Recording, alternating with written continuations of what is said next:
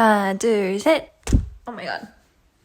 Hey guys! You guys already know what's happening. Another video of me on my social media doom scrolling cleanse. I'm gonna be talking about 4 books. I honestly have no more preamble. Let's get into the books that I've been reading, all of my honest thoughts and opinions. The first book, Sharks, that I'm bringing to the table today is The Night and the Moth. She's a booktok baddie. She's having her moment in the spotlight. Now that I've been on booktok, I actually deleted TikTok. Do you know what I did do though? I watched Tristan and Isolde, the movie with young James Franco in it. Almost forgot to think about young James Franco today. Not a want, but a need of another night story. I need a night bad. Honestly, I think it's something to do with the uniform effect. To get it. Like, hashtag need that. This world is ruled by fate towards these figures called omens. Kind of like what the equivalents of like gods would be. Centered around this certain cathedral that house women who are able to have visions of these omens. And they're called diviners. Our main character, Sybil, she's one of these diviners. And they have to serve a tenure because these women are all foundlings. One day, the young king of the kingdom comes so that he can have his omen read. Weird things start happening. All of Sybil's diviner sisters start going missing one by one. And she enlists the help of the king and Rory and the other knights to try to find out what's happening. Overall, like, it wasn't insta-love, but Sybil and Rory were clearly set up as love interests from the very beginning. And I mean, that's like to be expected because this is a romantic. Honestly, I feel like it's kind of like half. I like the fact that there was an actual plot happening that was like actually interesting and like a lot of revelations. I feel like the story really explored 3 central themes. One was the facade and performance of faith. And the fact that sometimes just having something to put faith into is more important than the thing that you're actually putting faith into. The second thing is the question of what is better, doing the right thing for the wrong reasons or doing the wrong things for the right reasons. And then third is something that was perfectly encaptured from a quote that was said by my favorite character in the entire book. And I just feel like he's like the fan favorite, stole the show and took the cake for this book. Very adorable, endearing little side creature, gargoyle. If you only ever look up at something, can you ever see it clearly? As in, there is always a danger to just having blind reverence. When you are putting something on a pedestal, you can never see it clearly for what it really is. And when you are that thing that's greatly revered, you're never really allowed to be human. By far, the best part about this book was the cast of characters who were each really distinct, and especially this one character that he really fulfilled like the animal sidekick that's comedic relief you can't help but become fond of. And I just feel like he's the reason why everyone honestly loved this book, and we should really bring back all the Sebastian and Flounders of the world with these animal sidekicks. But honestly, it's not just him. All of the cast might focus.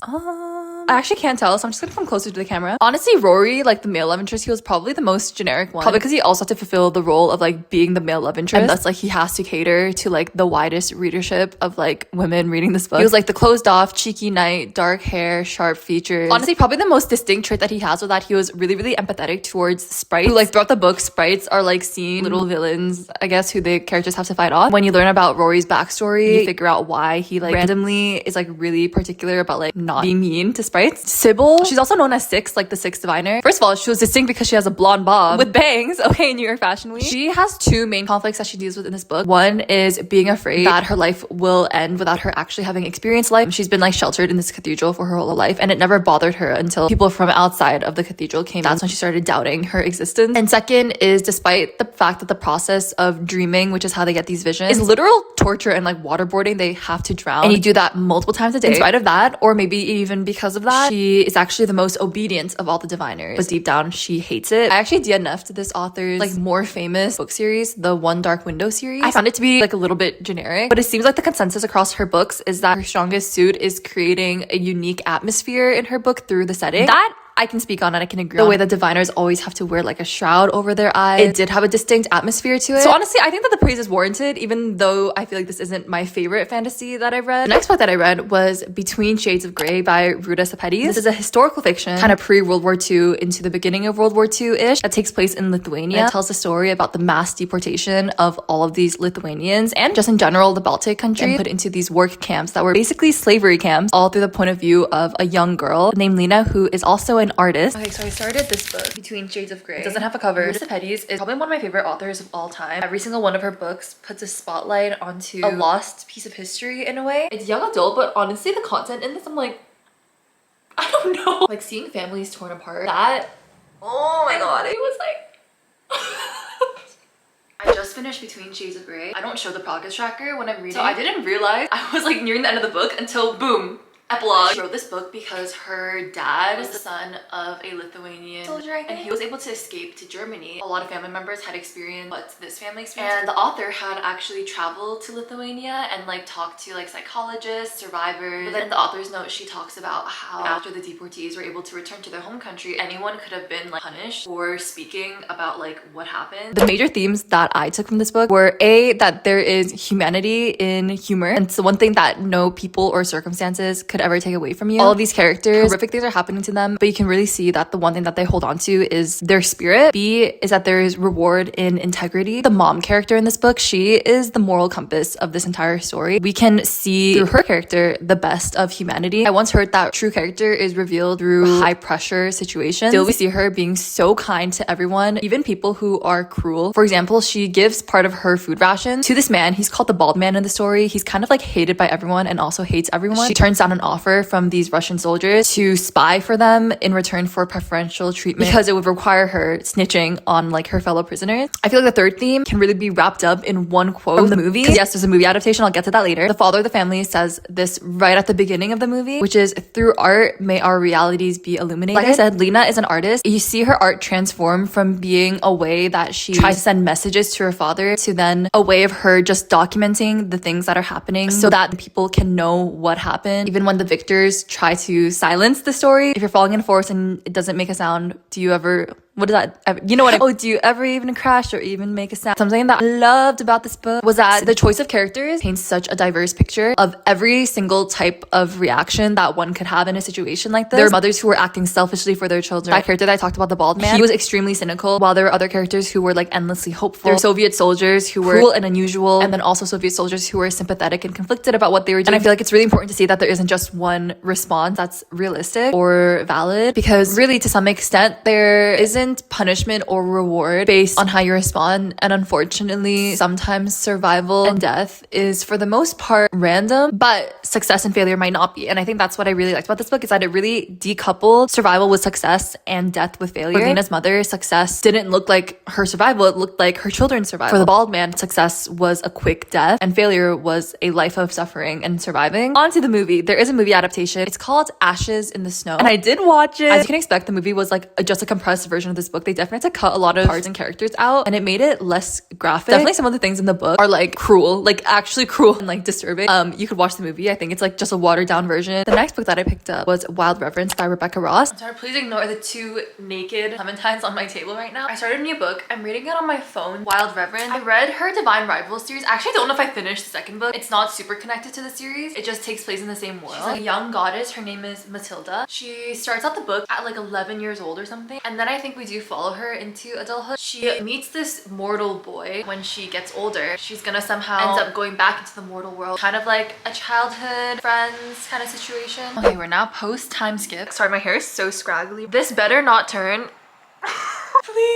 please, I'm begging you, this book better not turn into a marriage of convenience. So yeah, I actually DNF'd this book at 40%, which doesn't look great for me because this makes it look like the only reason I DNF'd this book was because it was a marriage of convenience trope. I mean, honestly, I think that if you don't like a trope, that is to me a valid reason to like not pick up a book. I mean, listen, I've read books with fake dating and fake marriage that I've like finished and read and enjoyed, and it was fine, but it just didn't help the situation. I'll say that. This book was like so close, I think, to having like a really epic, like sweeping romance, because the world and the writing style of this book is already like a larger than life vibe. But I think the reason it didn't work for me really came down to the basics, which was that I really didn't feel a deep enough reason for the characters to have this attachment to each other. Because with the premise of this book, I thought that it was going to be like when they were kids, they like regularly visited each other and like played with each other, and that we're gonna see this long period of time where they're like playmates and then they become like best friends. But what actually happened is that they saw each other like 2 times. He kisses her randomly one of the time, and then he starts dreaming about her, and then that's like pretty much it. And you know what, if they reconnected and then they like built an actual attachment now as adults, I would have no beef with that, no qualm. But the problem was that after the time skip, they were like trying to leverage this like strong connection that they had in childhood, but like they didn't really, like for example, he feels betrayed by the fact that she didn't answer any of like his prayer notes that he had sent. We find out that it was actually going to the wrong place, like she wasn't even there, so she never got them. Diana, what letter type of vibe. She feels so guilty about it, and that's the reason why they construct took this entire marriage route so that she can like make it right. But it just didn't make sense to me that A, he feels that betrayed because you saw this binge once. And second of all, it didn't make sense to me that she would feel that guilty about it because you only met that hoe once. It's not like she made some kind of like unbreakable vow to like never leave him or something. Like that's honestly what should have happened, because one difference between mortals and goddesses, which she's a goddess, is the fact that gods and goddesses are like held to these like verbal vows that they make. So I feel like it would have made more sense if she had made some kind of vow, and then that's the reason why she has to do this. But like just feeling betrayed, I'm like, binge on what? Like what? Like not even a pinky promise was made. They kept referencing this like guilt and like this betrayal. And I was like, oh.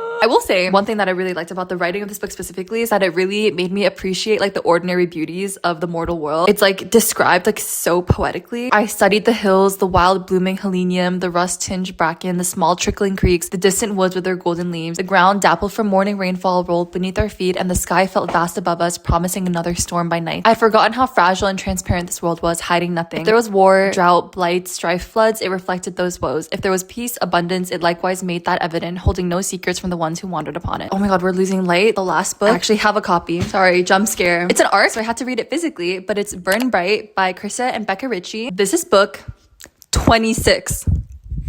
Book 26 in the Addicted and Calloway Sisters universe. In the original series, it's 10 books. There's 2 companion books and then 13 books about the OG characters' kids. And then this is the first book in the new series, also about the kids. Adult contemporary romance book series. These books are literally fantasization to me, like rich person fantasy about what life would be like if you're like wealthy and celebrities and beautiful. These are probably the only romance books that truly have my like, no one's ever had me not like you. These are them to me. And at this point, the writing and characters are so familiar that they're so easy to read and they're just comforting. The plots of these books are like so outlandish, and the writing in the first couple of books are definitely really stunted, but I feel like Krista and Becca Ritchie, who are sisters, they really found their niche in creating this like crazy big book universe with like such a big found family that actually takes the time to explore every possible combination pairing dynamic, and that's why I like it. I did not read all of like a series. I read the first 4 and then they all kind of went downhill. I feel like there's a consensus in the fandom about that, but I was willing to give this one a shot. The Cobalt Empire. This one is about Ben Cobalt, who's the youngest brother. He's an ex-hockey player who moves into a New York apartment with all of his brothers. He's kind of broke. And then at this new university, he runs into an old acquaintance named Harriet Fisher, who did make appearances in the Like Us series. And then the two of them obviously become fast friends, and this is their love story. I just started Burn Bright. I'm this much of the way through. I'm using my Kindle as a bookmark. I just can't get over the fact that he's like freakishly tall. 6'5"? That's too tall. I had to do my homework about when they were teased. She first makes her appearance in Infamous Like Us in chapter 47 and 48 when she auditions for Tom's band as a drummer. In Misfits Like Us, she's in chapter 23. And then in Unlucky Like Us, that's when her and Ben actually meet for the first time in chapter 38. And then in Nobody Like Us, chapter 67, that's when they meet for the second time. All that gets recapped at the beginning of this book though, from Ben's point of view, but I feel like it's fun to read it.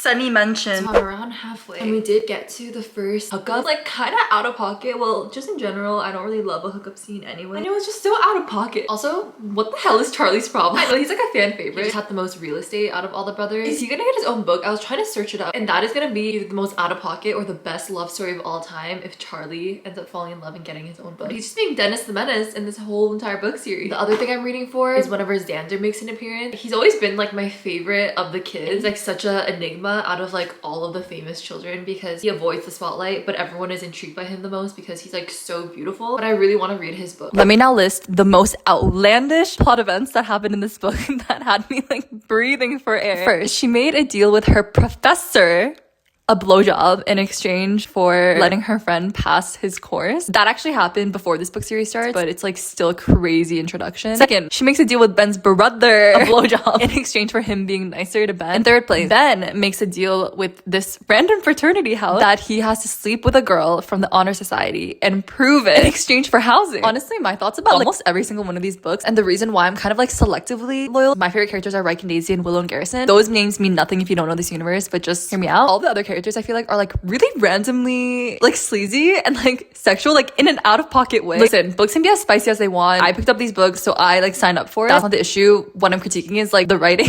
of it, because it's like weirdly stunted. For example, like I love everything about Ben. He has a really big heart. He's like really compassionate. He's like the least like egotistical and cocky of all the Cobalt brothers. But then he'll say like really random like sleazy things that are like really out of character in my opinion, in like really out of pocket places, like the library. I mean, I won't read examples of it because this is Family Channel. I'm Sunny and you're watching. So the that Kristen Becker Ritchie do that I actually like is that they make every character super distinct. Honestly, kind of to the point of being caricature-ish, which I don't love, but like I'll take that over the alternative of having these like really watery characters because they don't really do it with like a whole ton of nuance, but like whatever. All their characters have like habits or like mannerisms that stay really consistent. For example, Harriet always eats Jolly Ranchers. Ben can speak French like all the Culper brothers, but he's like the worst one. I definitely did get really bored past the halfway point. This was build up, and then like this half was just Ben and Harriet being in love with each other. It just like kind of became like very, very slice of lifey, which I'm like used to about these books at this point. Like 26 books in, a good amount of real estate is clearly just gonna be like fan service. Seeing all the siblings interact, like seeing the OG characters who are now their parents. And honestly, like the last like 15% of this book, I feel like is when like majority of the plot threads are all actually resolved. And honestly, a lot of these plot threads, I had at this point just given up on getting answers to them. Like, why is Ben broke? I was just like,